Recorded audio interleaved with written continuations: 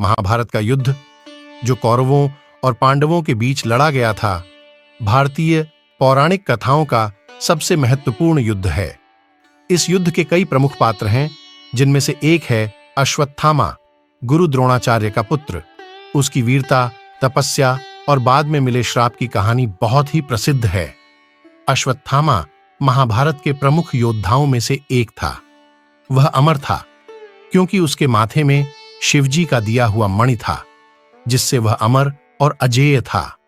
उसकी वीरता और युद्ध कौशल की सभी प्रशंसा करते थे। महाभारत के युद्ध के दौरान पांडवों की सेना गुरु द्रोणाचार्य को हराने में असमर्थ हो रही थी। श्री कृष्ण ने युधिष्ठिर को सुझाव दिया कि केवल एक ही तरीका है जिससे द्रोणाचार्य अपने हथियार डाल सकते हैं, और वह है अश्वत्थामा की मृत्यु का समाचार सुनकर।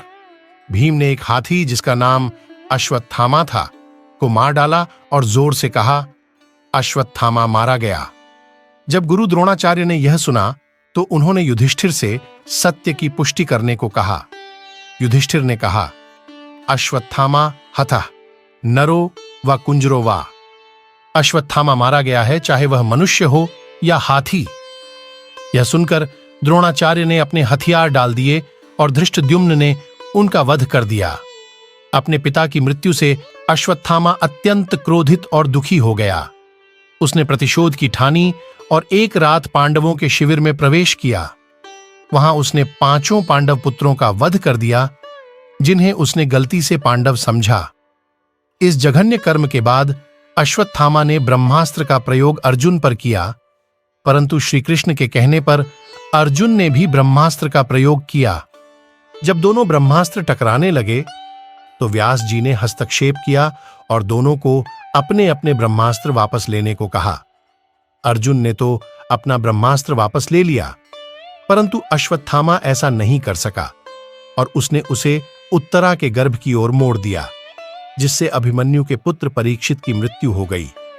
इस जघन्य कृत्य के कारण श्री कृष्ण ने अश्वत्थामा को श्राप दिया कि वह 3000 वर्षों तक पृथ्वी पर बिना मुक्ति के भटकता रहेगा। उसके शरीर से हमेशा रक्त और पीप बहते रहेंगे और उसे कभी शांति नहीं मिलेगी।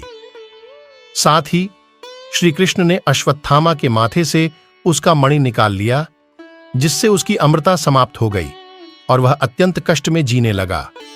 अश्वत्थामा की कहानी हमें यह सिखाती है कि अधर्म और प्रतिशोध का मार्ग हमें कभी शांति नहीं दे सकता। उसके कृत्य और उसे मिले श्राप से यह स्पष्ट होता है कि किसी के जीवन को हानि पहुंचाना या अनुचित मार्ग अपनाना अंततः दुख और कष्ट का कारण बनता है। धर्म का पालन और सत्य का मार्ग ही हमें सच्ची शांति और मुक्ति प्रदान कर सकता है।